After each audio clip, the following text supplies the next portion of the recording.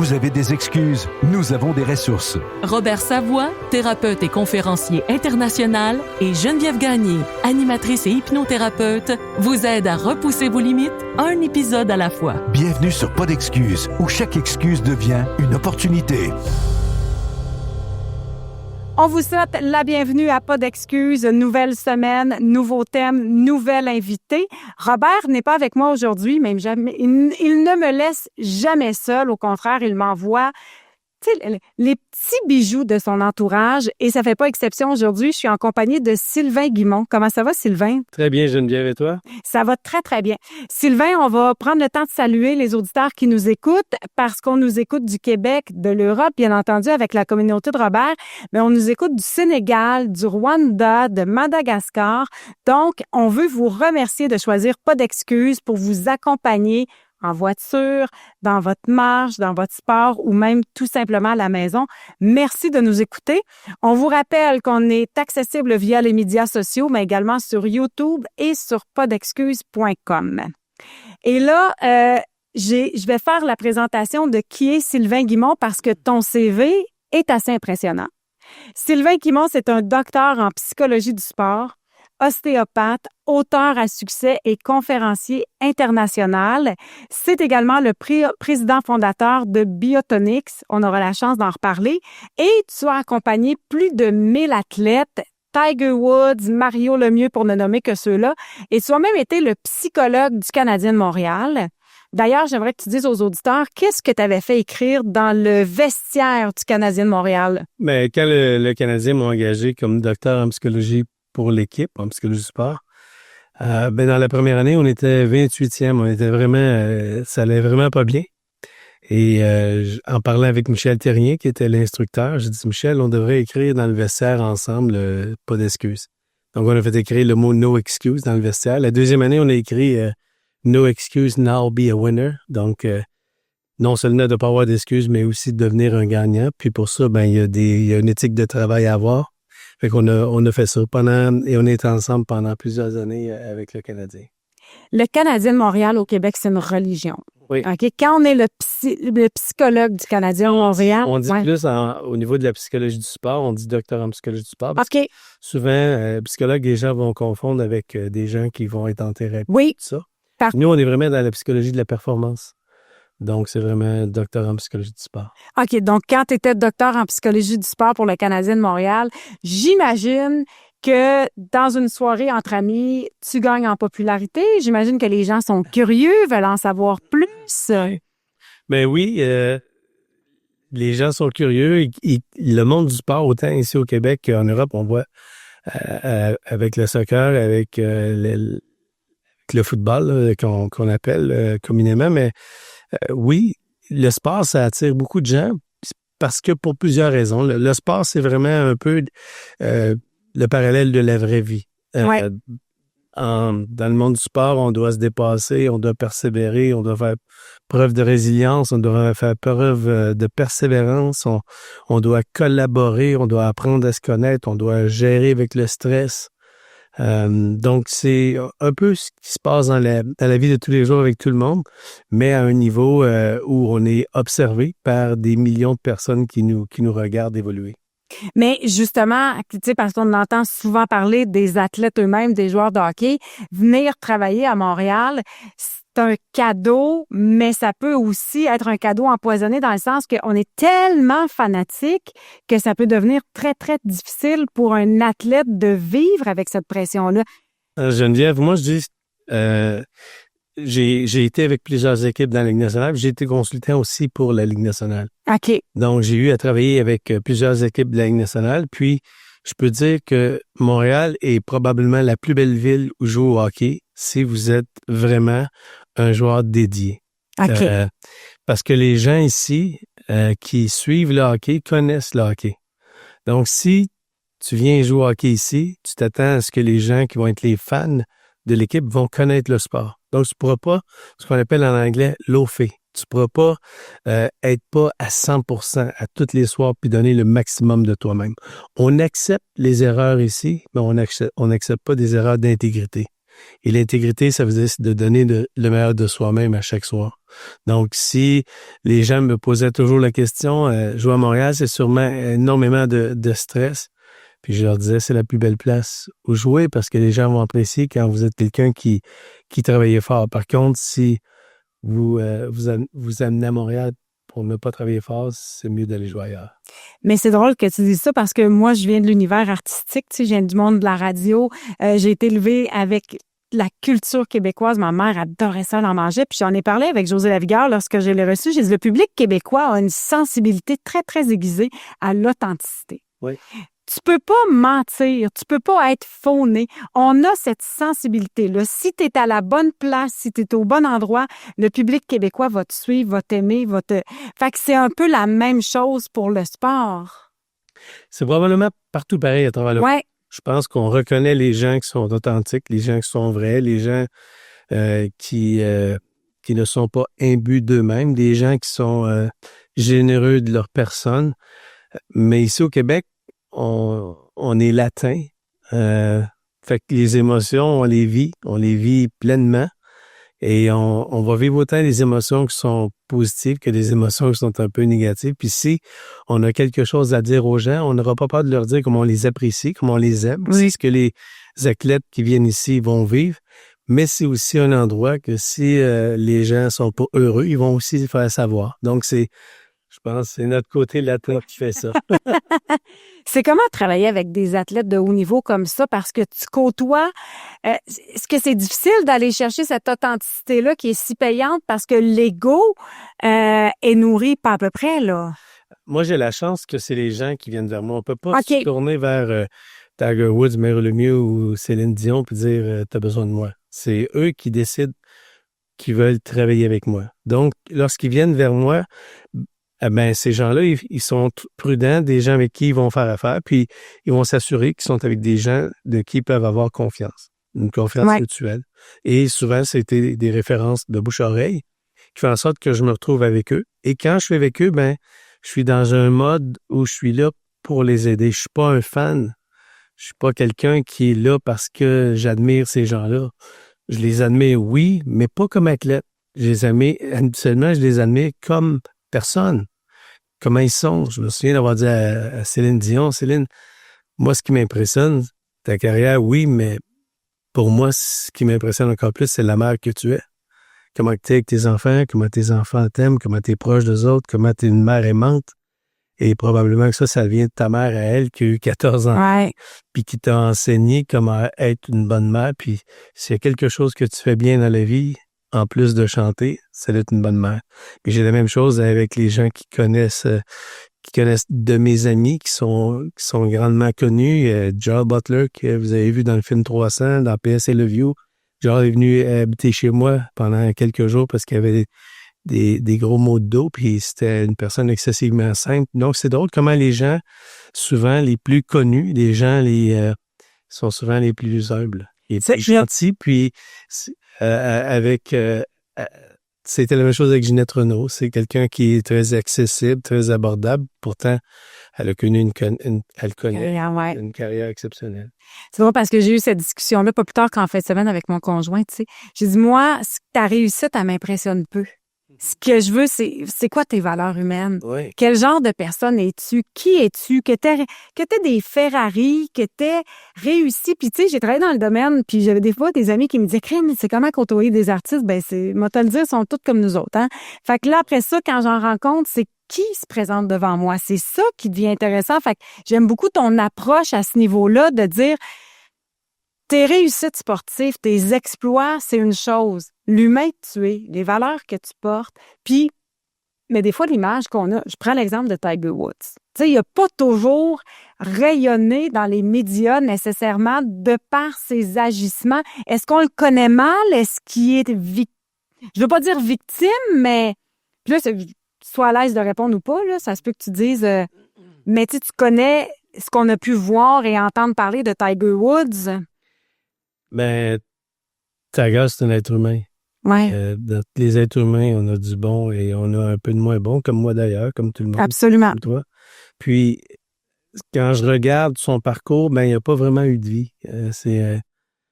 c'est quelqu'un qui a été élevé dans de la performance dès l'âge de 2-3 ans. Puis, je pense que ses parents ne le faisaient pas pour mal faire, mais il n'y a pas eu de vie en tant que tel. Ouais. Et si les gens savaient ce que c'est que d'être une vedette de ce calibre-là, c'était la personne la plus médiatisée au monde. Incroyable. Donc, il n'y avait aucune vie. Donc, la seule façon que lui a fait avoir une vie, c'est une vie un peu à l'égard, une vie un peu par lui-même, dans des éléments qui ont été son choix à lui. Mais c'est difficile de vivre cette vie-là. Les gens ont pas de, ils ont rien à eux qui leur appartient. Ouais. C'est un vide énorme. J'avais demandé, Céline m'avait dit quelque chose de puissant, puis ça reflète vraiment ce que c'est de devenir une vedette internationale, extrêmement connue. T'as plus de vie. Okay, ça, c'est la réalité. Puis elle m'avait dit, moi, les gens me demandent toujours comment j'ai fait de me rendre au sommet. Puis quand elle me dit ça, j'ai dit, est-ce que tu me permets que je puisse le dire aux gens?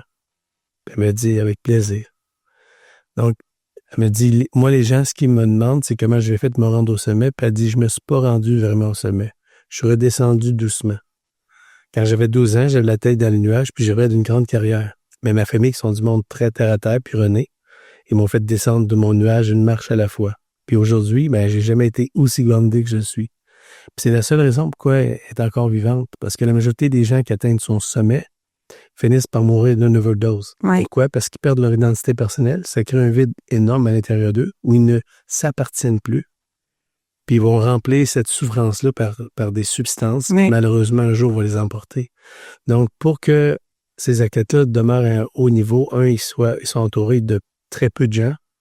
Cette fin de semaine-ci, j'étais avec Georges Saint-Pierre, on donnait une conférence ensemble, puis Georges, il me disait, tu sais, je suis comme tout le monde, j'ai quelques amis, puis mes meilleurs amis, je les compte sur les doigts d'une seule main. Puis si j'ai affaire avec d'autres personnes, je m'assure que ces personnes-là vont me guider vers les bonnes personnes. Donc, je me fie à mes amis qui ne mettraient pas sur mon chemin des gens qui seraient malveillants. Puis, c'est un peu ce qu'on a dans chacune de nos relations. Geneviève, on a peu vraiment de relations profondes et intimes où on peut faire confiance aux gens à 100%.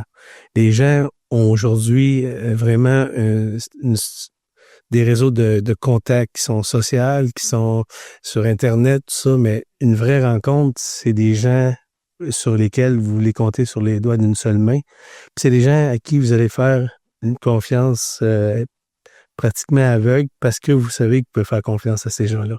Donc, quand on arrive à ce niveau-là, eux, ils doivent être encore plus prudents parce que les gens peuvent être avec eux pour les mauvaises raisons. Par opportunisme, pour ce que ça apporte. Exactement.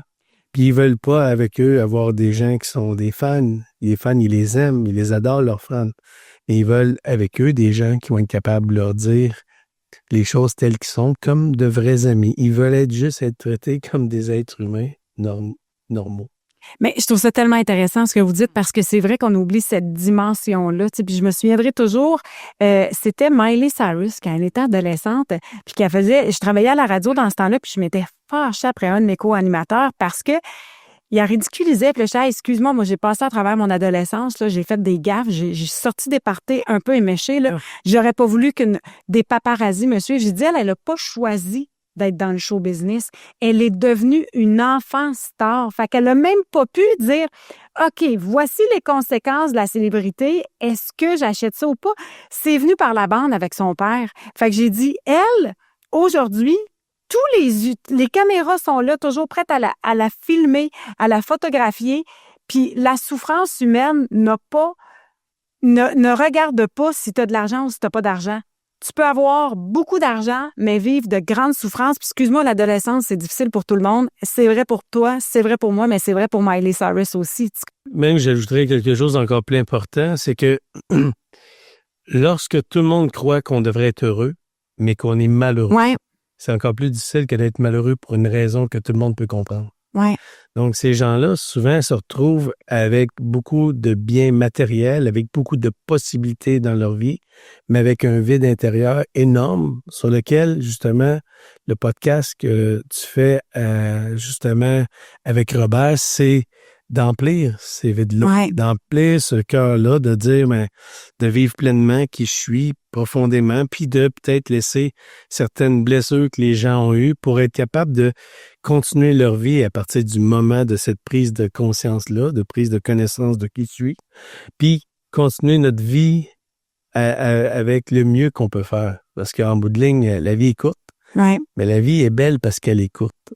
Et la vie est belle parce qu'elle est fragile, donc il faut donc la protéger. Donc, lorsqu'on se rend compte que c'est une opportunité incroyable que d'être ici maintenant dans une vie et d'être avec des gens, c'est d'en profiter le plus possible. Puis je pense que tout le monde qui a pu vivre des difficultés dans leur vie, des moments difficiles, ils se rendent compte qu'un jour ou l'autre, quand les nuages sont passés, ils veulent plus revivre ça. Donc, ils profitent probablement mieux qu'avant, souvent, l'épisode difficile qu'ils ont vécu. Là, ils se rendent compte comment la vie est précieuse. Puis on l'apprécie encore plus dans ces moments-là.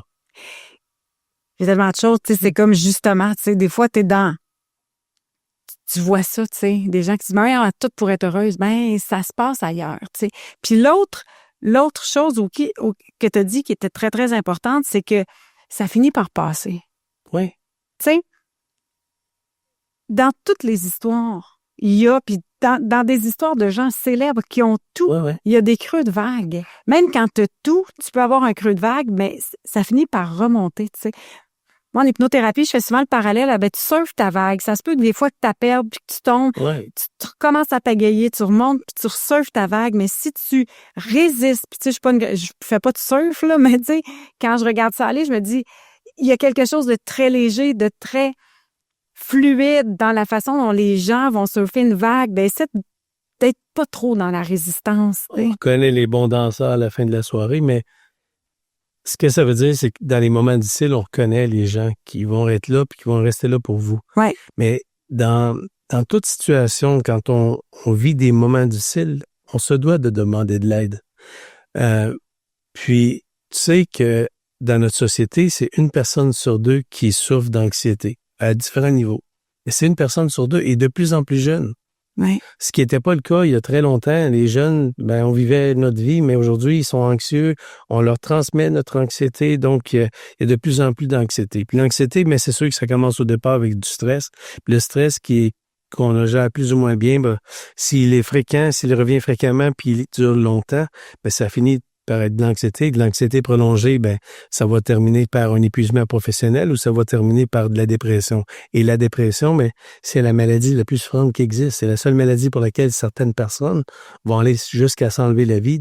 Non pas parce qu'ils veulent pas vivre, mais parce qu'ils veulent arrêter de souffrir. Donc, quand on en arrive là, il faut être capable de demander de l'aide. Et il y a 3 fois plus de femmes que d'hommes qui ont un diagnostic de dépression d'anxiété. Les femmes, ils disent c'est à cause des hommes. Ils ont sûrement raison. Et pourtant, il y a 3 fois plus d'hommes que de femmes qui s'enlèvent la vie. Ça veut dire que les femmes ont plus de courage que les gars? Je pense que oui, moi. Ils sortent de l'isolement. En même temps, il y a des gens qui disent... Ils sont plus capables de parler de leurs émotions. Nous, on parle de toutes sortes de choses plus ou moins importantes, de peur d'être jugé. Moi, ce qui me fait peur, c'est pas un homme qui pleure, mais c'est un homme qui pleure pas. J'espère qu'on va montrer à nos jeunes garçons d'être plus proches de leurs émotions. Puis le jour où on va leur montrer être plus proches de leurs émotions, on va en aider beaucoup plus. Être capable de sortir d'un épisode difficile pour être capable de revivre et de vivre leur vie pleinement comme ils le méritent tous. Il y a eu des athlètes dans les dernières années qui ont osé sortir, parler de leurs problèmes de santé mentale, tu sais. Puis ça a été tellement payant parce que... Tout le monde. Pour tout le monde, parce que... Pour tout le monde. Exactement, pour eux et pour tout le monde. Mais j'ai l'impression que ça demeure quand même... Puis tu sais, quand je regarde, là, OK? Quand je regarde ce qui se passe dans nos arénas au Québec, puis dans beaucoup de disciplines sportives, je trouve qu'on a beaucoup perdu la notion du plaisir. Tu sais, le jeune, ce qu'il veut, c'est aller jouer avec ses amis. On est dans une société de performance à outrance. Et pour bien performer, ben on performe toujours mieux quand on est heureux. Ça, c'est vrai pour tout le monde. C'est vrai pour toi en radio. C'est vrai pour moi quand je donne des conférences. Tout le monde, on performe mieux quand on est heureux. Et pour être heureux, il faut être le plus près possible de qui on est vraiment. Donc, d'être capable d'être vulnérable, d'être capable d'être authentique, d'être capable de demander de l'aide, d'être capable d'être juste être qui on est. Mais il y a des gens dans notre société qui se bâtissent autour d'eux une armure dans laquelle on ne peut pas pénétrer, mais ils s'isolent. Ils s'isolent à vivre leur détresse en solitaire. Et probablement que la solitude, c'est une des plus grandes maladies de notre société, même si on est ultra branché aujourd'hui. Il y a de plus en plus de gens qui vivent seuls, qui n'en parlent pas, qui demandent pas de l'aide, puis qui souffrent en silence. Puis souffrir en silence, c'est souffrir 2 fois plus. Parce que quand je suis capable de demander de l'aide, lorsque j'ai une écoute active, quand quelqu'un m'écoute, puis je dis toujours aux gens, qui aide qui? Who's helping who? À chaque fois qu'on aide quelqu'un, la personne qui est aidée, c'est soi. Quand je suis en train de t'aider, je suis en train de m'aider. Parce qu'indirectement, on doit tous s'entraider, mais on est dans une société où c'est chacun pour soi. Il y a très longtemps, quand on commettait un mauvais coup dans notre quartier, ça se pouvait que ce soit le voisin qui nous chicanait. Ouais. Et quand on rentrait chez soi, nos parents nous chicanaient par-dessus ça. Ouais. Et le lendemain, vos parents, à l'époque, nos parents, allaient voir le voisin, puis disaient au voisin, merci d'avoir repris mon fils ou ma fille. Je connais pas l'enfant de voisin aujourd'hui, là. Non. Ça va recevoir une mise en demeure. Ça, c'est si vous connaissez le voisin. Donc, on est dans une société où on communique à travers le monde, mais on ne sait pas communiquer ensemble. Et on est dans une société où les générations ont changé. Il y a eu la génération du début des années 1900, qu'on a appelé la génération tranquille. Ensuite, la génération silencieuse, les baby boomers qui sont nés après la guerre, qui avaient beaucoup de possibilités pour eux parce que tout s'ouvrait. Il y avait une nouvelle vie qui s'ouvrait devant eux, puis les possibilités étaient énormes. Ensuite, il y a eu la génération des X qui, eux, sont sortis de l'université avec pratiquement beaucoup de diplômes, mais très peu de travail. Ouais. Les gens se présentaient, donc ils ont continué à étudier, puis c'est vraiment, on les appelait génération X. C'était un peu comme si cette génération-là, c'était un X, et c'était Monsieur X, c'était Madame X. On était peu connus parce que, justement, c'est une génération où il y a eu beaucoup de crises. Il y a eu des crises dans les années 80, il y a eu des crises où il y a eu des problèmes financiers majeurs, puis les gens perdaient leur emploi. Et par la suite, est arrivé les gens de la génération suivante, qui était Y, qui sont nés juste avant l'an 2000. Puis ces gens-là, ont vu leurs parents, souvent malheureusement, avoir une vie très axée sur leur carrière. Puis on a vu ces gens-là dire, moi, je veux m'assurer que ma famille va passer en premier. Donc aujourd'hui, ces gens-là sur le marché de travail en disant, OK, oui, mon travail est important, mais je veux aussi avoir une vie équilibrée, avoir une vie... Et on peut pas les blâmer de ça. Puis ensuite, vous avez la génération qui sont les plus jeunes, les alphas, puis ceux qui sont vraiment les milléniaux, les milléniaux avant, puis le dernier. Puis la dernière section, c'est la première fois au niveau de l'humanité que dans les générations, on est maintenant à une seule décennie au lieu de 2 décennies. Et ça marque beaucoup parce que ça veut dire que le monde est en changement et est en changement rapide. Et nos plus jeunes, connaissent pas vraiment ce que c'est d'être ensemble parce que eux, ils sont nés dans un monde virtuel. On a eu les un peu plus vieux qu'eux sont nés dans un monde de technologie connectée. Il y a eu un monde de technologie, mais les data connectés, ça fait en sorte que maintenant, la société s'est divisée pour être capable de communiquer entre elles à travers des moyens artificiels qui ne nous donnent pas l'avantage d'être en personne avec les gens, de te donner un câlin, de dire comment je t'apprécie. Parce que quand je suis en ligne avec toi, je commence immédiatement ce que j'ai à dire, je termine. Puis si je suis mal à l'aise de te parler en personne, je vais le faire par texto. Et là, on perd 93% exactement de la communication. 7%, c'est notre communication écrite. Ouais. 38%, c'est l'intonation de ma voix. Oh ouais! C'est la même chose. 2 mots différents. Et l'autre, c'est la communication non-verbale qui sont plutôt, non pas sur les gestes non-verbales, mais vraiment sur les émotions.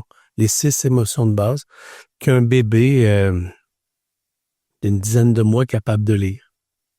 Autant chez lui, quand il le sent, puis autant chez l'autre. Ouais. Puis on dirait que dans l'âge adulte, on a perdu cette capacité-là de lire l'émotion de l'autre, de sentir la tristesse, de sentir si la personne a de la joie, puis de faire en sorte qu'on la communique, cette joie-là, puis être là pour l'autre. C'est très difficile pour les enfants d'une certaine génération où quand ton parent est connecté sur son téléphone cellulaire, alors qu'il est, tu sais, comme, il est à côté de toi, mais il est pas vraiment là. Fait que l'enfant, elle est pas pensée qu'il réalise pas que émotionnellement et votre présence physique ne suffit pas. Ça prend aussi la présence émotionnelle. Ben, c'est l'attention qui compte. Ouais. Donc, l'attention que je donne à la personne, parce que si je suis sur mon cellulaire, puis je suis pas celui qui peut parler de ça, parce que moi aussi, je le suis sur mon cellulaire constamment. Puis si on répond pas à notre cellulaire en dedans de 15 minutes, mais il y a quelqu'un qui va mettre notre photo sur une peigne de lait ou on va faire l'alerte Amber.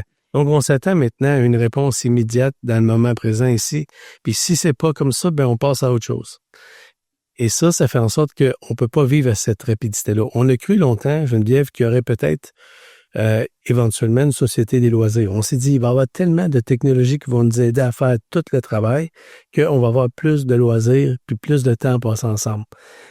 C'est totalement faux. Les cellulaires sont la plus grande dépendance qui existe. Si vous voulez être certain de ce que je vous dis, allez voir, ça s'appelle Derrière nos écrans de fumée. Vous allez voir comment c'était bâti pour que vous deveniez le produit. Maintenant, les grandes sociétés vous ont accroché, ils vous ont captivé, ils vous ont rendu dépendant de cette technologie-là dans laquelle ils vont parler avec vous de façon insidieuse puis être capable de vous vendre peu importe ce que vous désirez ou presque, parce qu'ils le savent déjà, votre désir. Ils vous connaissent tellement bien que votre profil, il est déjà surutilisé, puis ils savent à qui ils parlent. Ce sont de grands manipulateurs. Ça, c'est une chose, parce que dans notre société, on est dans une société de marketing et de vente. Donc, on vend constamment. C'est ça la société. Puis, je suis pas en train de blâmer c'est bien ou mal. Il faut juste en être conscient. Ensuite, les gens vont regarder leur cellulaire entre 200 et 300 fois par jour. Donc, ça crée une petite dopamine. Si tu m'écris, puis que j'ai senti que tu m'écris, tu as pensé à moi. Ouais. Mon ego est flatté. Je suis important. Il y a quelqu'un qui pense à moi. Donc, il y a une petite décharge de dopamine. La dopamine dans mon cerveau, c'est fantastique. Ça me crée un petit peu de plaisir, mais ça dure jamais longtemps. Ouais. Puis ensuite, après la dopamine, que ce soit sur un jeu vidéo, ou que ce soit de l'alcool, ou que ce soit de la cocaïne, c'est la même chose. Il y a le cycle qu'on appelle de dopaminergique. Donc, une fois qu'elle est épuisée, cette dopamine-là, ben il va y avoir une léthargie qui va s'installer. Donc, un petit creux, un petit down, qui est normal. Mais on a peur du down. On a peur d'être un peu déprimé. Donc, ce qu'on fait, c'est qu'on retourne vers ce qui nous crée de la dopamine. Et là, on est pris dans un cercle qui est un cercle de dépendance. Mais vous en parlez avec tellement de calme, alors que je trouve ça tellement épeurant, là. Puis, tu sais, j'en suis... Même moi, là, tu sais, on n'est pas après de juger personne, là. Même moi, ça m'arrive le soir, puis des fois, je dis à mon chum, on est dégueulasse. On est tous les deux sur notre téléphone. Mon chum, c'est un sportif, c'est un gars qui aime bouger, il aime pas ça écouter la TV. Il aime pas ça écouter la télé. Je suis comme... Ouais, mais ton téléphone, c'est une télé, là. Tu comprends? Puis il a fait, c'est vrai, t'as raison. Tu sais, il y avait quelque chose de rassembleur dans la télévision qui est très individuel parce que on est assis, puis là, c'est vrai, là, un samedi soir, chacun à notre bout de divan à scroller sur notre téléphone parce qu'on n'a pas le même algorithme. Donc, ce qui me fait rire le divertit pas nécessairement, tandis que moi, j'ai été élevée dans une famille où il y avait juste une télé. Si tu veux écouter la télé, c'est un rassemblement familial. T'en auras pas dans ta chambre.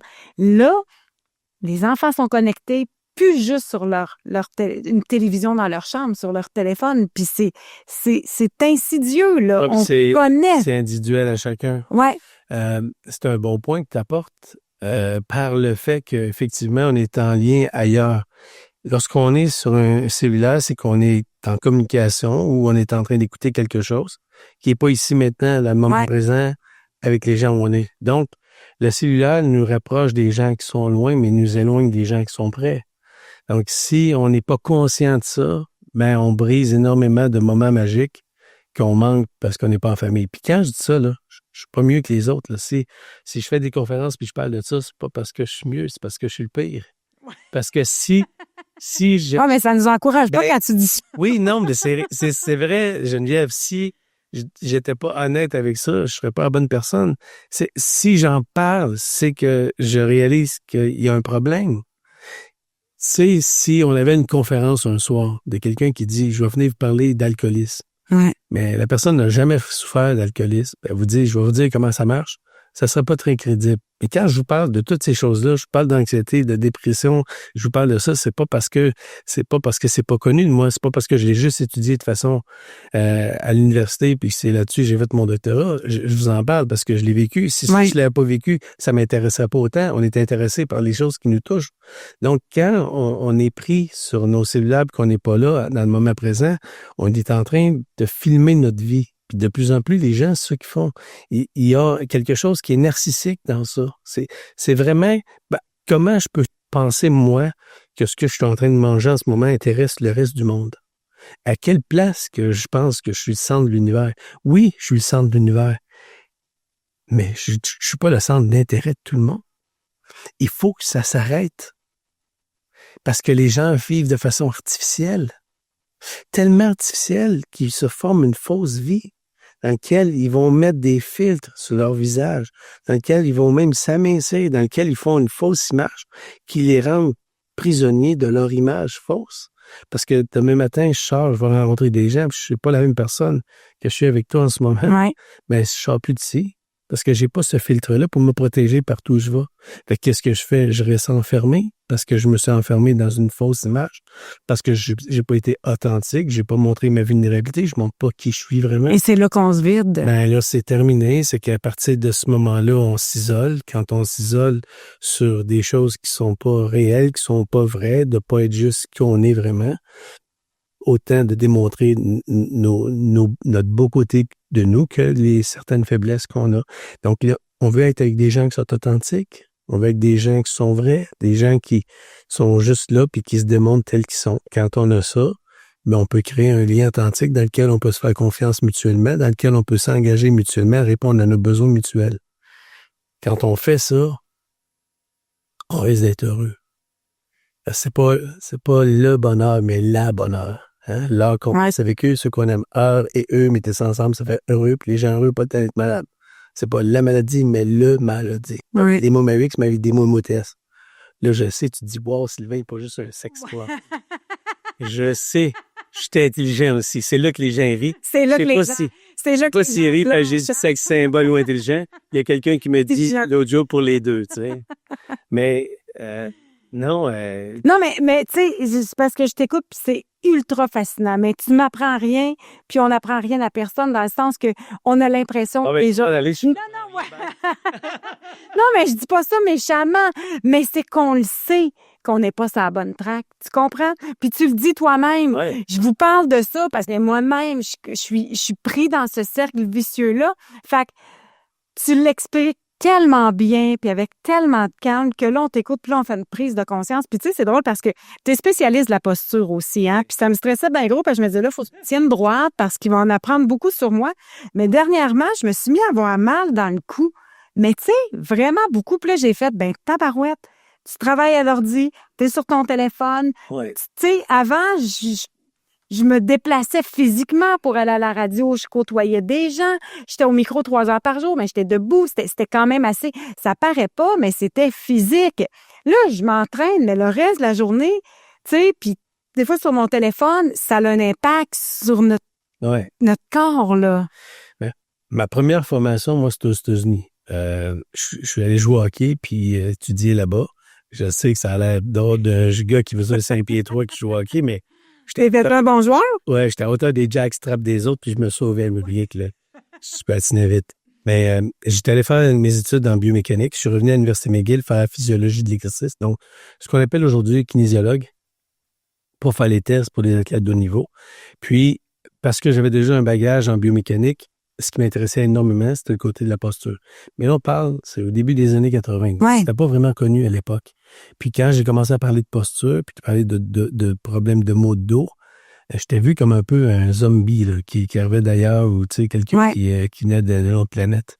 Mais aujourd'hui, il y a personne qui va parler à des gens de leur problème de dos s'ils parlent pas de posture. Donc, pour moi, c'était vraiment important qu'on puisse le démontrer. Donc, j'ai inventé des logiciels qui captaient la posture des gens, puis qui étaient capables de donner des déviations au niveau postural et des exercices, avec aussi une prise de conscience de notre posture et de l'impact que notre posture a sur les douleurs. Des douleurs au dos habituellement ou au cou. Parce que dès que la douleur embarque, c'est dur d'être dans le bonheur quand là, souffrant, là. C'est ça, c'est très difficile. Tu sais, puis les deux vont de pair, dans le sens que le cerveau, lui, fait pas la différence entre une tension physique et une tension psychologique. Il en fait pas de différence. Pour lui, les deux, c'est un agresseur. Donc, ce qu'il fait pour se protéger, c'est qu'il va avoir une décharge de cortisol, puis il va alerter les surrénales qui, eux, vont faire en sorte que, là, ben effectivement, dans l'arc réflexe, je vais me défendre. Donc, le sang va avoir des plaquettes sanguines, la fréquence cardiaque va augmenter parce que si je me fais, en fait, les plaquettes augmentent parce que si je me fais mordre, il va falloir que ça coagule. Je ne veux pas mourir au bout de mon sang. Donc, votre corps est fait pour se défendre, puis on était au départ un être, et on l'est toujours, un être de survie. Oui. Il faut survivre. Puis pour survivre, ben le stress en fait partie. Puis le stress autant physique qu'un stress psychologique. Mais le stress, c'est ni positif ni neutre. C'est ni positif ni négatif, c'est neutre. Puis le premier qui en a parlé, c'est Anseli à l'Université McGill, où il a dit qu'un stress positif s'appelait un eustress, un stress négatif s'appelait un distress. Mais nous, dans notre façon de voir les choses, un agresseur qui soit physique parce que je suis mal positionné ou je suis mon salaire, ou un agresseur parce que je suis stressé, parce que je viens d'entendre des paroles qui m'ont blessé de mon patron, c'est le même stress au niveau physique. Donc, on va avoir ce qu'on appelle un syndrome de tension musculaire chronique, puis les gens vont développer des douleurs qui vont donner des douleurs, malheureusement, trop souvent chroniques. Donc, Dr Sarno, à l'Institut de la douleur à New York, a démontré que on ne pouvait pas dissocier des douleurs physiques avec des problèmes psychologiques, en fait, avec de la tension ou du stress. Donc, quand tu me dis tantôt, quand on a mal, ça influence le côté de notre morale, on est moins de bonne humeur, ben oui, c'est très normal. Et à l'inverse, c'est aussi vrai. Donc, on peut pas être dans un épisode de stress énorme, aigu, sans qu'il y ait pas un impact aussi sur ma santé physique. Donc, on peut pas dissocier le côté de la santé mentale et de la santé physique. Mon rêve à moi, c'est qu'on parle juste de santé et qu'un jour, on parle juste de maladie. Le jour où on va parler de santé puis de maladie, on parlera plus de santé mentale ou de santé physique ou de maladie mentale ou de maladie physique. Il y aura beaucoup moins de gens qui vont avoir peur de demander de l'aide parce que on a stigmatisé ces gens. Oui. Donc, on a peur. Et si on parlait seulement de santé et de maladie, ben, ce serait plus facile de demander de l'aide parce que de toute façon, j'ai jamais vu personne aller à l'hôpital avec sa tête en dessous du bras puis dire « Hey doc, ma tête, elle va pas très bien.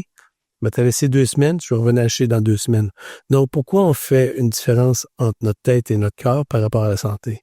Ce n'est qu'une seule et même chose. On ne peut pas dissocier. Donc, mon rôle à moi, quand j'ai étudié en biomécanique, qui était quelque chose de très physique, très mathématique, puis très calculé, ben, je faisais des tests de personnalité, puis je me suis retrouvé à faire des tests pour la NBA, dans la Ligue nationale de basketball professionnelle. Puis la dame qui était là faisait des tests de personnalité avec ce qu'on appelle le MBTI, un test qui est standardisé, qui au départ a été fait par Carl Jung, puis par la suite repris par Myers-Briggs, la mère et la fille, qui ont complété ce système-là pour faire des évaluations au niveau personnalité. Puis elle faisait ça pour toutes les athlètes. J'ai dit, c'est drôle, quand moi j'évalue une posture, on dirait que je vois la personnalité de la personne dans sa posture. Puis elle m'a dit, j'ai toujours cru qu'il y aurait peut-être un lien. Fait que j'ai dit, OK, je vais retourner étudier avec elle. J'étais à faire une maîtrise, ma doctorat là-dedans, puis j'ai fait ma maîtrise sur la douleur.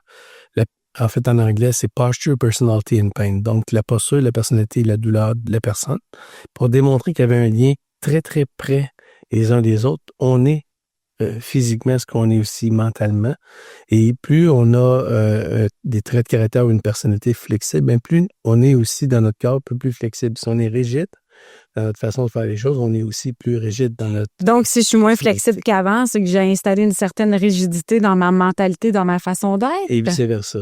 Et vice-versa. C'est vrai dans les deux sens. Donc, ce que Carl Jung dit comme spécialiste au niveau de la personnalité, c'est le premier qui a parlé de personnalité. C'est lui qui a dit qu'on était soit extroverti ou introverti. Je sais pas combien de temps on a, mais... on est correct. Écoute, moi, je bois tes paroles, là. Mais l'être humain fonctionne un peu comme un ordinateur.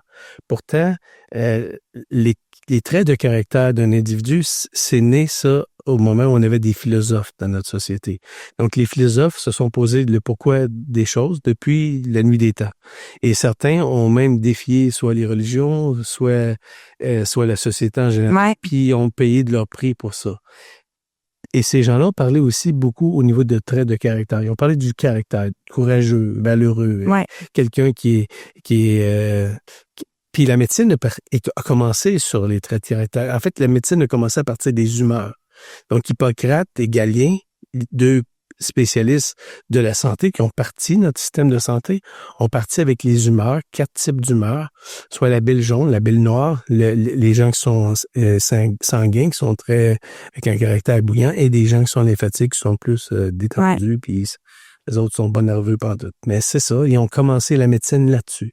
Puis, dans les années 1900, à partir des années 1900, et là, c'est des psychologues qui sont arrivés en place. Donc, les philosophes se sont posé la question du pourquoi des choses, et les psychologues, eux, se sont posé la question pourquoi les êtres humains avaient tel ou tel type de comportement. Donc, on a étudié ce qu'on appelle le côté behavioral, le côté comportemental de l'être humain. Et à ce moment-là, au début des années 1900, c'est là qu'est née la psychologie qu'on connaît plus, la psychologie moderne. Et on a eu Freud, il y a eu Adler, il y a eu Freud, il y a eu Carl Jung, et on les connaît tous, Maslow, il y a eu plein de philosophes qui ont commencé à étudier le comportement de l'être humain. Et on s'est rendu compte qu'à l'intérieur du comportement de l'être humain, il y avait un fonctionnement. Il y avait ce qu'on appelle l'être, la façon dont je suis, ça qui est mes traits de caractère. Donc, je peux avoir un bon ou mauvais caractère, mais je peux pas avoir une bonne ou mauvaise personnalité, ça n'existe pas. Parce que la personnalité, c'est quelque chose de neutre.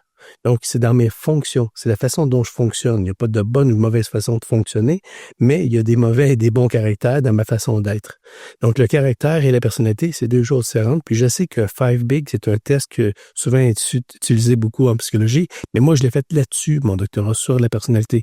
Et la raison pourquoi j'ai pris le MBTI, c'est parce que je ne voulais pas mêler une partie de agreeableness. Qu'est-ce qu'on dit d'être agréable? Quelqu'un qui est empathique, sympathique. Ça fait partie non pas de la personnalité d'un individu, mais de ses traits de personnalité. Et ça fait pas partie de sa personnalité. Mais ça devient mêlant. C'est difficile de savoir qui on est. Ouais. Le caractère d'un individu, c'est la façon d'être. La personnalité, c'est la façon de fonctionner. OK. Donc, imaginez que vous avez les traits de caractère qui peuvent être un bon ou un mauvais caractère dans sa façon d'être. Si je suis agréable, je suis désagréable, ça, c'est mon caractère.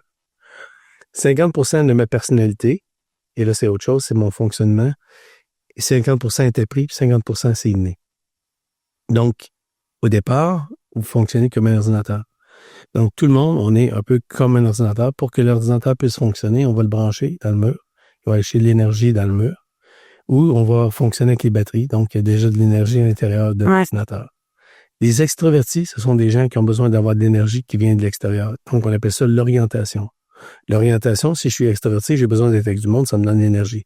Si je suis introverti, je peux être avec du monde un peu, mais ça va me vider d'énergie. Donc, j'ai besoin de me retrouver seul pour recréer mon énergie. Ça veut pas dire que je suis gêné, ça veut pas dire que je suis pas gêné, ça veut pas dire que je suis sauvage ou pas sauvage. Ça veut dire que j'ai besoin du temps par moi-même, sinon je vais être épuisé. On peut être les deux? On est jamais 100% là. On peut l'être 100% ou presque, mais souvent, on est un peu sur ce qu'on appelle la dichotomie. On est à quelque part à l'intérieur de cette dichotomie-là. Ensuite, vous avez des gens qui sont les sensitifs ou intuitifs. Les sensitifs vont prendre énormément d'informations à partir de leur sens. Et les intuitifs, c'est ce qu'ils ont ressenti. Donc, si rapidement, Geneviève, on se connecte ensemble, puis wow, je trouve que tu as l'air bien gentil, puis on a connecté, si je suis intuitif, j'ai pas besoin d'avoir plus d'informations. C'est ce que je ressens, je sais. Tandis que ceux qui sont sensitifs ont besoin d'avoir énormément d'informations pour être en mesure de prendre des décisions qui vont être adéquates. Cette partie-là, c'est ce qu'on appelle la prise d'information. Sur un ordinateur, c'est exactement la même chose. Vous allez taper au clavier pour envoyer une information dans votre ordinateur ou vous allez parler qui va enregistrer votre voix pour avoir encore ce qu'on appelle l'input, la partie où on prend l'information. La troisième partie de notre personnalité, c'est ce qu'on appelle la fonction de prise de décision. Donc, la prise de décision, on est soit des gens qui sont rationnels, on va peser le pour et le contre, ou on est des gens qui sont émotifs, qui vont aller avec comment je me sens au niveau de mon cœur. Donc, je prends une décision soit émotive ou soit rationnelle. Il n'y a pas de bonne ou de mauvaise. C'est selon comment moi je me connais, comment je vais être à l'aise avec cette décision-là. Puis la dernière dichotomie, c'est la mère et la fille qui ont créé ça dans les années 40. C'est Myers et Briggs. La mère, sa fille a marié un monsieur Briggs, donc c'est Myers et Briggs qui ont fait que dans notre société, on est soit dans les types de personnalités, soit qu'on est des gens qui sont rigides, structurés, organisés, planifiés, ou on est des gens qu'on n'est pas structurés, pas planifiés. C'est des gens qui vont être très bons à la dernière minute pour s'organiser. Tout à fait. Ils n'ont pas peur de rien. Puis de toute façon, si vous leur donnez de quoi à faire plus longtemps d'avance, ils vont le faire à la dernière minute pareil, parce que c'est leur mode de fonctionnement. Fait que je suis correct d'être comme ça. C'est correct. T'es parfaite. Et c'était, on a fait. Répète-le, s'il te plaît. Correct. J'espère que ton chum est Mais c'est parce que tu dis que t'es parfaite. C'est ça. J'espère que tu ça. Tu as bien compris, elle est parfaite. Parfait. C'est bon, on peut continuer. Donc, la dernière partie, c'est ce qu'on appelle perceiver. C'est comment on va réagir, mais on va surtout se fier à son niveau d'improvisation. On est capable, à la dernière minute, de faire des choses. Si vous avez un projet de dernière minute à faire, donnez-le un perceiver. Donnez-le pas un judger, il va dire, faire paniquer. Mais j'aime ça la façon dont tu l'expliques, parce que moi, j'ai toujours dit que j'étais une fille qui fonctionnait sous pression. Ouais, mais c'est parce que, non, tu fonctionnes à la dernière minute, pas parce que tu aimes la pression, mais parce que c'est ça que tu aimes. Ouais. Donc, la pression, c'est correct, c'est parce que tu agis bien. Non, mais j'aime mieux comment tu l'expliques. Il y a quelqu'un qui aime pas la pression, il va se préparer longtemps d'avance. C'est pas vraiment autant la pression que t'aimes que de dire, moi, j'aime ça à la dernière minute, ça me challenge. Ouais. C'est parfait. Je suis meilleure. Et t'es meilleur à ce temps-là, puis on est meilleur quand on est un perceiver. Il n'y a pas de bonne ou de mauvaise personnalité, c'est ce que je disais tantôt. Mais si moi, je suis quelqu'un de judger, puis tout ça, la personne que j'ai besoin de travailler avec moi, c'est toi. Parce que les gens ont tendance à se dire, je vais être en affaire avec Jean-Pierre, on pense pareil, on est pareil. Je leur dis, faites pas ça, vous allez avoir les mêmes forces, les mêmes faiblesses. Il faut que vous soyez quelqu'un de différent, mais il faut surtout, avant tout, apprécier la différence de l'autre. Si on apprécie la différence, c'est là qu'on va être capable d'apprécier l'autre, parce que tu viens combler mes faiblesses, moi je comble les tiennes. Donc on est complémentaires. Si on est complémentaires, on est beaucoup plus puissant que si on est exactement pareil. Fait que là, quand vous fermez une équipe de sport, là, on fait ça. Vous faites ça. 16 ans. À la NBA, on a découvert que les équipes qui avaient gagné étaient formées de plus de types de personnalités variées. Tant son temps que chaque personnalité apprécie les différences de l'autre. Donc, avec le Canadien de Montréal, c'est ce que j'ai fait, les tests de personnalité de chacun des joueurs pour savoir qui j'avais. Fait que t'es échangeais pas selon leur talent, mais selon leur personnalité, des fois? C'est arrivé aussi selon leur personnalité. C'est déjà arrivé selon leur trait de caractère aussi, parce que je fais un sociométrique avec mes athlètes. Ça veut dire que dans une équipe, je veux savoir qui trust qui est le leader, qui est le suiveur, puis à qui je devrais faire attention dans mon organisation, puis à qui je devrais faire confiance. Parce que dans notre société, il y a 3 types de personnes. Tu as des gens qui sont les penseurs, qui vont décider. Ouais. Tu as des suiveurs, puis tu as des gens qui... tu sais, tu as des gens qui sont les artisans, qui vont aider à celui qui a eu à penser à le faire, puis l'autre, ils vont structurer le tout. Dans les équipes, vous allez avoir des gens qui sont des meneurs, qu'on appelle les leaders. Lead, ça veut dire guider. Vous avez des gens qui sont des suiveux. Puis vous avez des gens qui souffrent de rectomyopie. C'est les gens qui ont une nerf optique branchée dans le derrière. Puis ils voient juste le côté amarrant de la vie, puis ils font chier tout le monde. OK? Ça s'appelle les rectomyopiens. Puis ça, vous en avez 1 personne sur 5. Non, mais c'est-tu vrai ou c'est... C'est vrai. C'est vrai? Non, ouais, c'est tout. Ouais, c'est ça. Moi, je crois tout ce que tu me dis, hein, Sylvain. C'est vrai, là. Oui, c'est vrai. Ouais. Puis tu peux faire le décompte. Dans toutes les organisations, vous allez avoir à peu près 20% des gens qui sont prêts à aider tout le monde puis qui sont là pour tout le monde. Vous avez à peu près 60% des gens qui vont suivre les autres puis ils font leur petite affaire. Puis il y en a à peu près à peu près un 20% qui sont tout le temps mécontents puis qui sont tout le temps de mauvaise humeur. Et de ces 20-là, vous en avez 20 encore plus poussés, là. Ouais. Donc, vous allez avoir 2% des gens qui vont atteindre plus que le 20% ensemble, puis encore plus que le 98% autres. Qui sont plus puissants, qui parlent plus... Fait que c'est ça, les médias sociaux. Parce qu'ils vont être en mesure d'amener des choses à un autre niveau. Ouais. Donc, c'est pour ça qu'en bout de ligne, il y a si peu de gens qui réussissent. Il y a si peu de gens qui réussissent parce que les gens ont peur de l'échec. Pourquoi ont-ils peur de l'échec? Parce qu'ils manquent d'estime d'eux-mêmes. Pourquoi manquent-ils d'estime d'eux-mêmes? Parce qu'ils n'ont pas su relever des défis. Pourquoi n'ont pas été capables de relever des défis? C'est parce qu'ils ont peur de l'échec. C'est une roue sans fin. C'est la seule façon de réussir. Il faut que je m'essaye. Puis des fois, je vais manquer mon coup. Des fois, je vais réussir. Mais si tu me montres quelqu'un qui a réussi, je vais te montrer quelqu'un qui a manqué beaucoup son coup. Ouais. Ça peut pas. On peut pas réussir tout le temps. C'est impossible. C'est juste que ceux qui manquent leur coup, mais ils se relèvent puis ils continuent. Parce que pour eux, c'est pas une défaite, c'est un apprentissage. Donc, c'est très, très différent. C'est ça que les athlètes ont dans le foot, parce que il n'y a aucun athlète qui... On va prendre un exemple, le baseball. Le baseball, c'est un beau sport, c'est fantastique. Mais quand tu vas au bâton, puis tu frappes 3 fois sur 10, t'es un génie. Tu vas être payé des millions.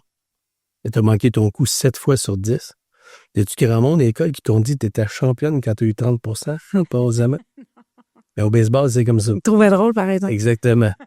Mais au baseball, c'est comme ça. Mais c'est le sport le plus difficile, frapper une balle de baseball, parce que c'est réduit. Fait que si tu réussis 3 fois sur 10, t'es vraiment fantastique. Donc, dans notre société, on a tendance à avoir peur de l'échec et de ne pas être parfait. Et ce que les gens cherchent, c'est qu'ils cherchent à être parfaits. Mais c'est pratiquement impossible, la perfection. Mais on peut viser l'excellence. Ce qui nous permet d'avoir, dans l'excellence, il y a une marge d'erreur. Et pas dans la perfection. Puis tu sais, dans l'excellence, l'excellence, c'est relatif à chacun, tu comprends? La vie réussie, c'est juste d'arriver à vivre sa vie comme on l'entend. Ouais. Si pour toi, vivre ta vie comme tu l'entends, c'est faire des podcasts, pour avoir du fun, tu as réussi. Si pour toi, ta vie, c'est d'aider des gens les plus démunis, tu as réussi ta vie. Si pour toi, ta vie, c'est d'être multimilliardaire puis de faire chier le reste du peuple, ben c'est bien comme faut, tu as réussi ce que tu voulais. Tu réussis à vivre ta vie comme tu l'entends, tu as réussi. Parce que ta vie, elle t'appartient à toi. Il y a d'autres qui peuvent te juger là-dessus. Pourquoi on te jugerait sur ta réussite ou ton échec? Mais en même temps, j'ai l'impression que c'est un peu là qu'on est dans la société, dans le jugement, dans l'observation. Parce que ça... T'as remarqué ça? Ouais. C'est rare. C'est rare, ouais. Non, c'est juste dans mon entourage. Hein. C'est juste toi. mais tu sais, on est tellement mauvais juge de soi-même aussi, tu sais. Moi... Si tu juges les autres, mais il y a quelqu'un qui te juge quelque part. Ouais. Et non, mais... Qui pour juger les autres? Tu sais, il y a 3 choses de certaines dans la vie. 1, on va tous mourir. Ça, c'est la réalité. 2, on va tous un peu souffrir. Puis 3, on va tous être jugés. Ceux qui t'aiment, ils vont te juger à Camo, vont continuer à t'aimer de façon inconditionnelle. Puis il y en a qui vont te juger sans même pas te connaître. Tu sais quoi, eux autres? Ouais. Parce qu'on peut pas échanger, anyways. Non. Fait que plus vous allez avoir du succès, plus que vous aurez du succès dans la vie, plus il y aura des gens qui vont essayer de vous abaisser.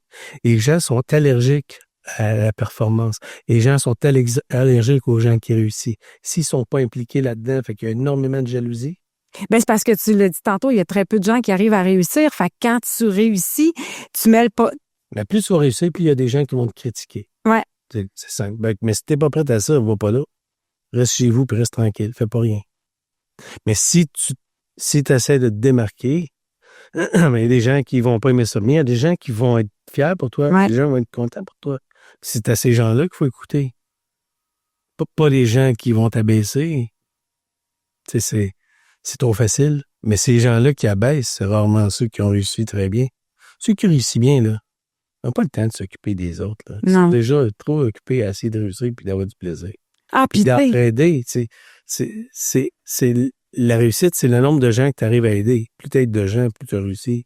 À la fin de ta vie, là, c'est juste ce qui va rester. Tu vas t'asseoir et tu vas te dire, OK, mais qu'est-ce que j'ai mis en place? Mais si tu t'es retrouvé seul sur ta montagne avec plein d'argent, mais que tu as fait profiter à rien, à personne, tu n'as aucune réussite. Mais si tu te retrouves avec plein de gens qui vont dire comment ils t'ont aimé à la fin de ta vie puis comment tu as changé leur vie, c'est une grande réussite. C'est ça que les gens...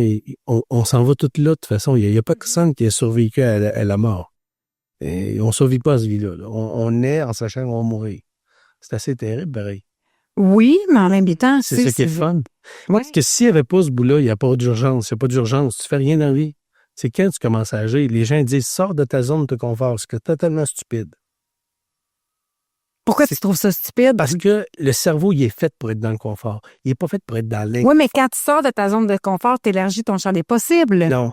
Ta zone de confort, c'est inconfortable. Reste là, c'est bien parfait. OK? Je vais t'expliquer. Ton cerveau, il veut être dans le confort. Pourquoi on changerait quelque chose qui va bien? Même si c'est souffrant.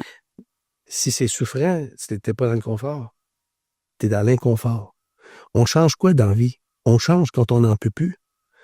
Si ça va bien, puis toi, pourquoi tu changerais ça? Toi, t'es bien marié, tout le monde va bien, puis ta vie est belle. Pourquoi tu changerais quelque chose qui va bien?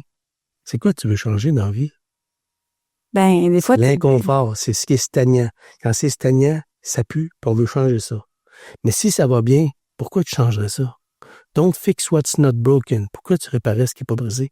Ce que les gens oublient, c'est que c'est pas une zone qui est confortable, c'est une zone qui n'a plus de défis. Ce que tu as besoin pour te définir, c'est que tes défis te définissent. Sans défi, c'est une vie d'ennui. C'est que les gens ne sont pas dans une zone qui est confortable, ils sont dans une zone d'ennui.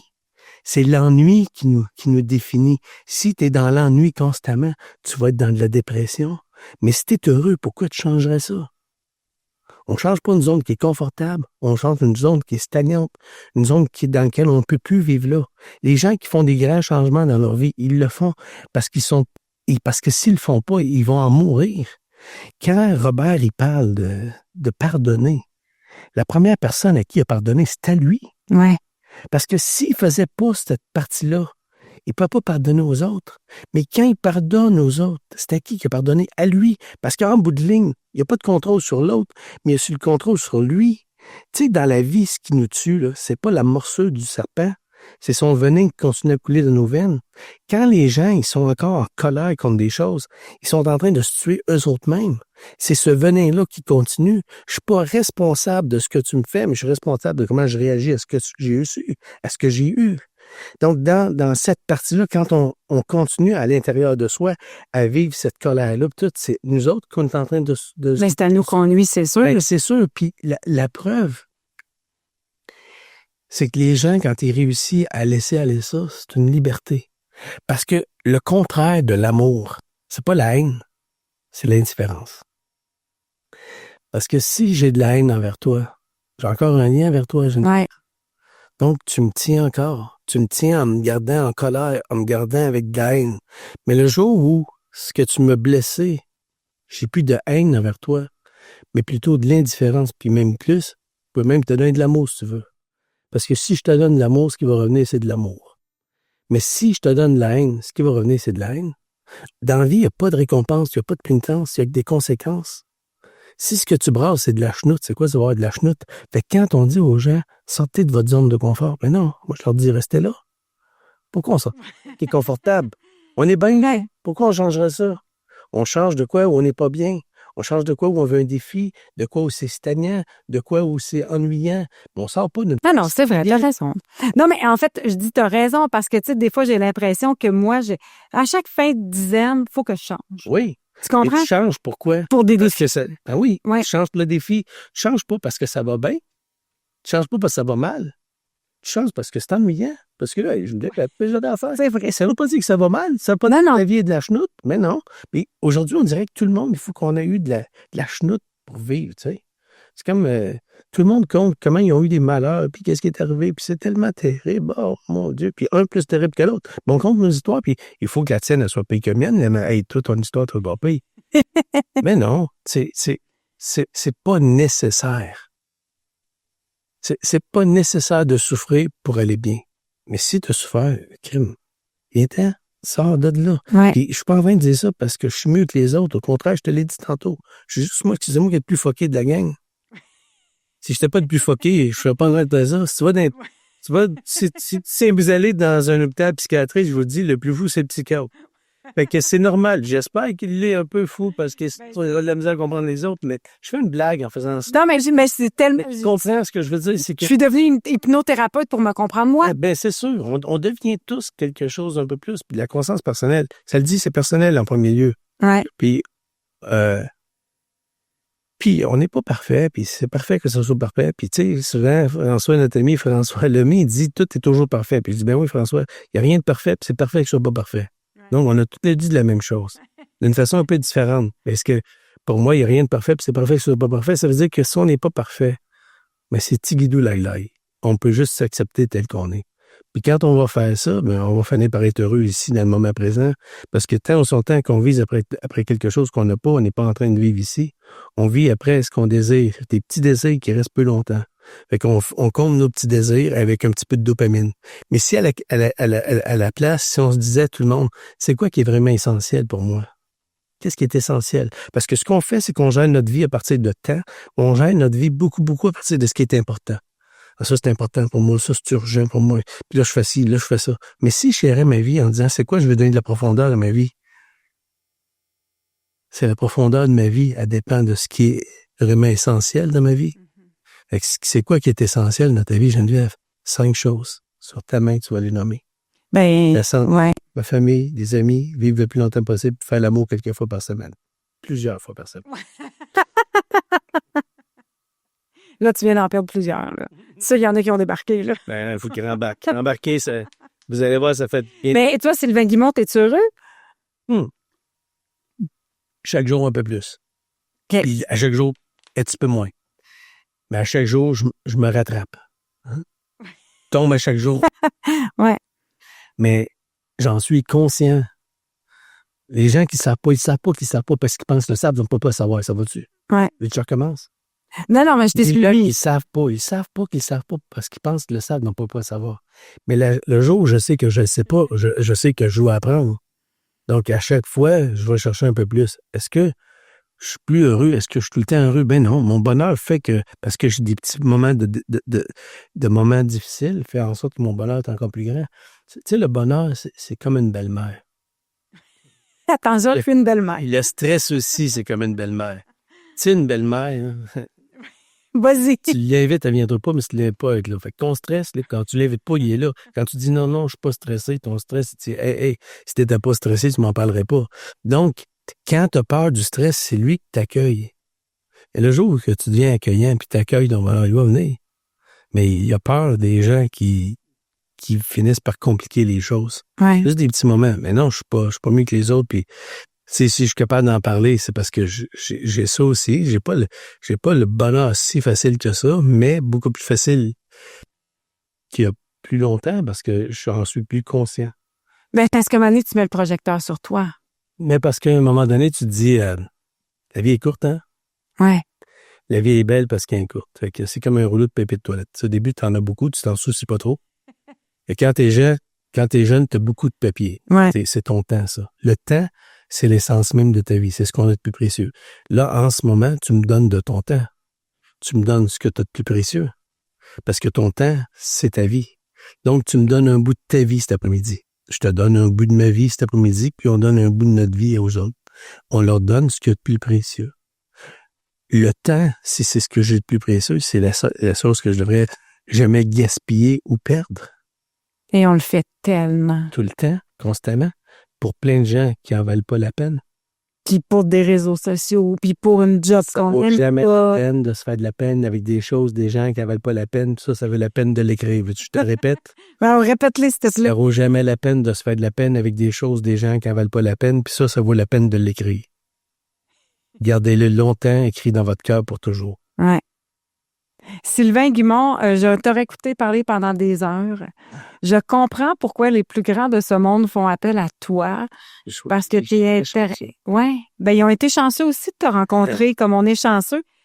Robert, quand il me laisse tout seul, il m'envoie toujours des bonnes personnes. Puis, tu sais, je sais pas si on vous a fait du bien. Je sais pas si on vous a aidé à comprendre certaines choses. Mais tabarouette que c'était une belle heure. Yes. Tu comprends? Puis, tu sais, peut-être qu'aujourd'hui, t'es pas prête à capter tout ce qui s'est dit, tu sais, puis peut-être que tu vas le réécouter, puis peut-être que tu l'écoutes, puis tu dis, tabarouette, faudrait que ma sœur écoute ça, faudrait que mon ami écoute ça. Partagez-le. Appelez-moi, le 514-915. On perd les 3. Mon cellulaire. C'est ton cellulaire pour dire, pas par ton agent. Non, c'est mon OK, vas-y. Mon cellulaire, c'est 514-915-5183. Les gens disent, tu donnes ton cellulaire. Ouais, donne ça en ondes, je donne ça partout, moi. Puis Les gens appellent-tu? à Mazan qui appelle, puis il me texte. Puis Mazan, je me fais des amis comme ça. Ils peuvent aller voir aussi sylvainguimont.com. Ouais. Ma compagnie s'appelle biotonix.com, BIOTONIX. Mais si je fais ça, c'est parce que j'ai le goût de rencontrer du monde. Tu sais, les gens disent, tu fais ça. Mais oui, moi, j'ai dit que j'aide du monde. S'ils ont besoin, ils vont m'aider, ils vont m'appeler, ils vont les aider, puis je suis pas capable. Mais j'espère qu'ils vont me donner leur cellulaire en retour, puis je vais pas les appeler quand moi j'ai besoin. C'est fascinant. Merci beaucoup, Sylvain Guimont. Je l'avais dit que j'étais un cabochon. Ah non, t'es pas un cabochon. C'est pas comme ça que je te définirais. Merci beaucoup, Sylvain Guimond. Il peut vous aider, il vous a donné son numéro de téléphone cellulaire. Vous pouvez me texter, vous pouvez m'écrire sur partout. Là. Les médias sociaux. Je suis pas très bon là-dedans. Non? OK, parfait. Non, je suis pas... Site Internet plus. Oui, mais vous pouvez aller sur... mais je pense que mon Facebook est tout le temps full. LinkedIn, vous pouvez me demander, ça va être correct, mais je suis pas... je suis très... people. Vraiment. Téléphone cellulaire. Téléphone, me texter ou m'écrire. Ça peut être par courriel. Puis... sylvainguimond.com, c'est assez facile. Hyper accessible. Ça a travaillé avec Céline, avec Mario Lemieux, avec Tiger Woods, puis là, vous pouvez l'appeler. C'est capoté raide. Puis là, avec Geneviève, c'est fou. Ouais, c'est fou, hein? Ça, mais je vais dire ça, le monde, ils croiront pas ça. Ils vont pas Ils croire n'ont ça. aucune idée, Céline. Hey, dis qu'elle m'appelle. Mais sûr. Merci beaucoup, Sylvain Guimond. On vous souhaite à tous une belle semaine, belle réflexion et aux abonnés de Pas d'excuses, vous aurez bien sûr un exclusif et aussi un outil de réflexion pour cheminer un peu dans la conversation qu'on a eue. Voilà, c'est tout pour cet épisode. Pas d'excuses, juste des actions. Partagez-nous vos impressions, commentaires ou suggestions à info@commercialpasdexcuses.com. Merci d'avoir écouté Pas d'excuses. On se retrouve au prochain épisode et d'ici là, faites de chaque excuse une opportunité.